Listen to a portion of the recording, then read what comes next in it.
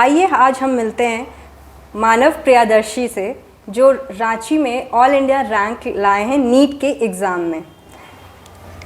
Hello Manav. Hello ma'am. चलिए, पहले तो सबसे पहले कॉन्ग्रेचुलेशंस फॉर योर पता है हमें कि फर्स्ट अटेम्प्ट में ही यू स्कोर्ड 720 आउट ऑफ 720। सो आप पहले बताओ, आपने स्कूलिंग कहाँ से किया, आपका 10th कब हुआ, 12th कब हुआ?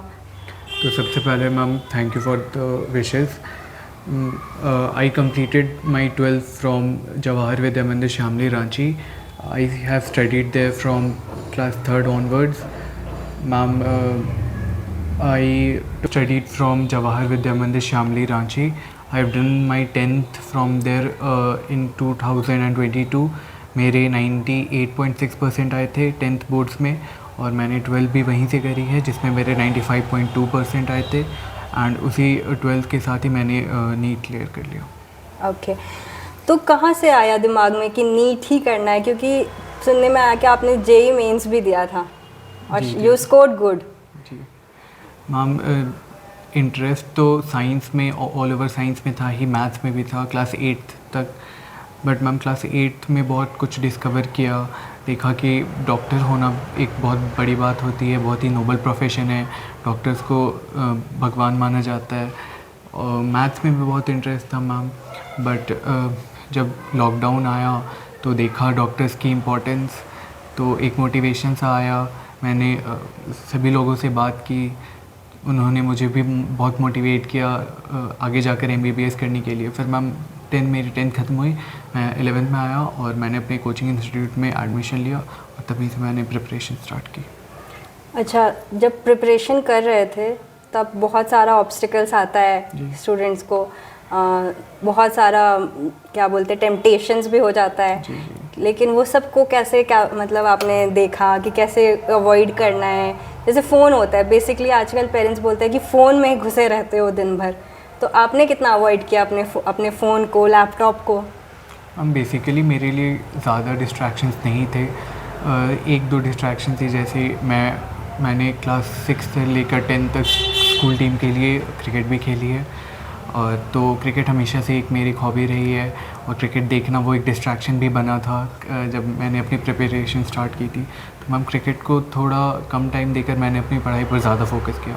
और फ़ोन मैम मुझे क्लास 9th में फ़ोन मिला था, क्योंकि उस टाइम ऑनलाइन क्लासेस चलती थी।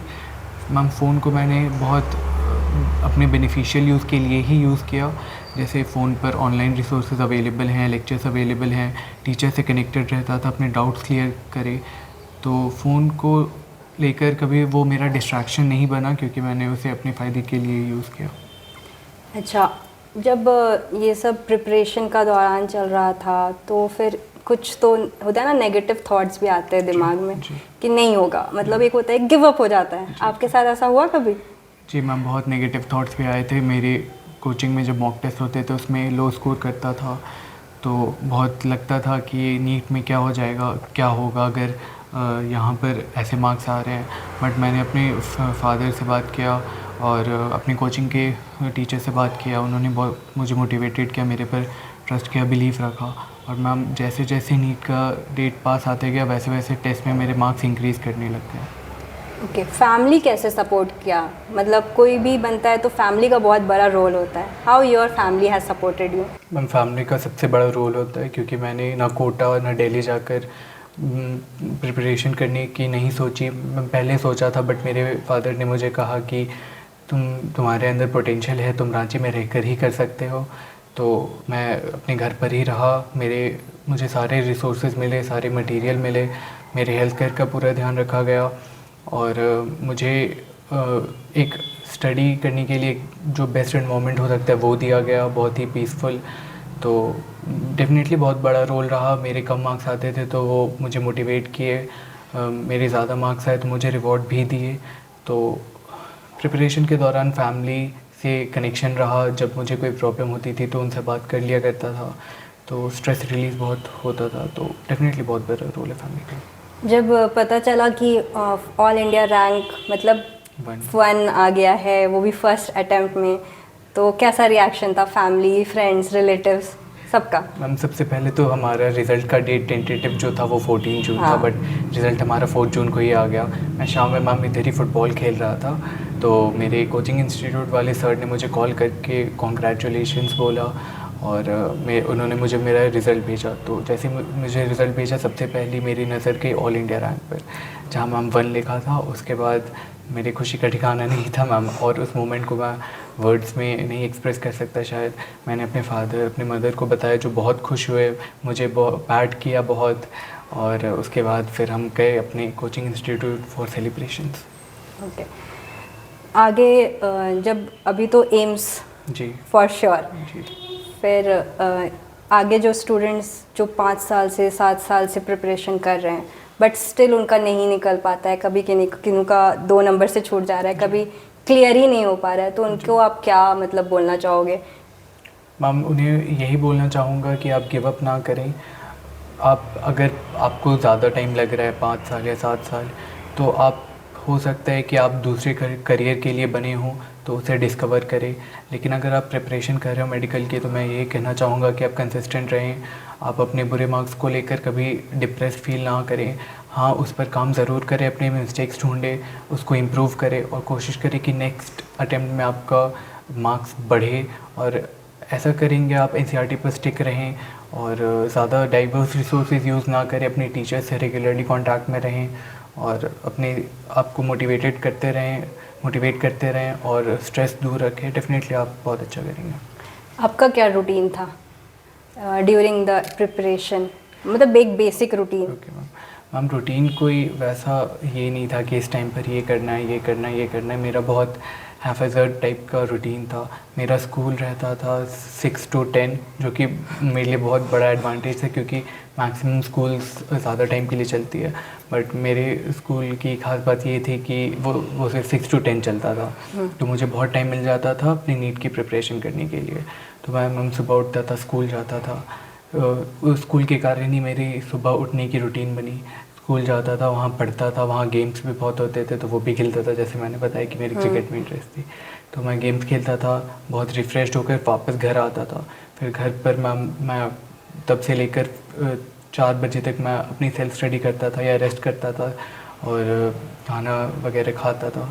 फिर 4 बजे से मेरी कोचिंग होती थी। फिर मैं घर 8 बजे आता था। फिर 8 बजे फिर 4 to 5 hours average self study करके फिर सो जाता था। तो यही रूटीन चला। ओके, तो जो भी यंगस्टर्स हैं जो अभी एडमिशन लिए हैं या फिर जो स्टार्ट किए हैं प्रिपरेशन, उनको आप क्या बोलना चाहोगे? और as being a doctor, future doctor, आपका क्या है कि आपको मतलब बोलते हैं ना कि आप इन सोसाइटी को एक मैसेज देना चाहो कि I just wanted to be a doctor because Covid के टाइम पे आपको आपने जैसे बताया, तो आप क्या बोलना चाहोगे जो अभी 11th-12th के बच्चे हैं?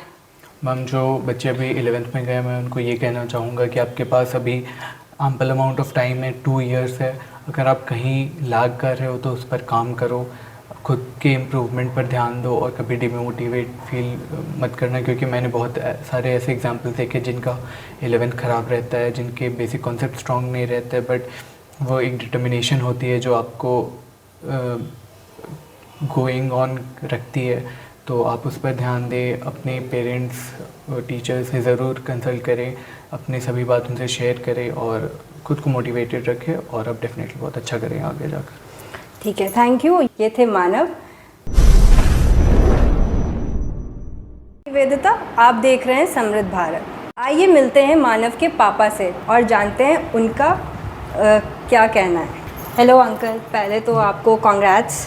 Thank you. ये बताइए कि जब मानव का रिज़ल्ट आया तो कैसा लगा आपको? बहुत अच्छा लगा, बहुत खुशी हुई।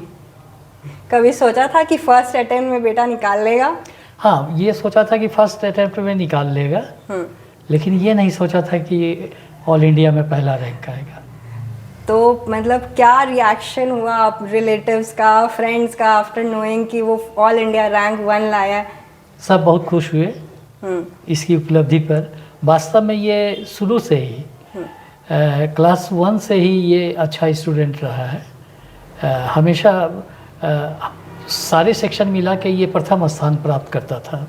सेंट मेरी स्कूल में क्लास 2 तक रहा, उसके बाद 3 से 12 तक JVM श्यामली में हर समय ये फर्स्ट रहा।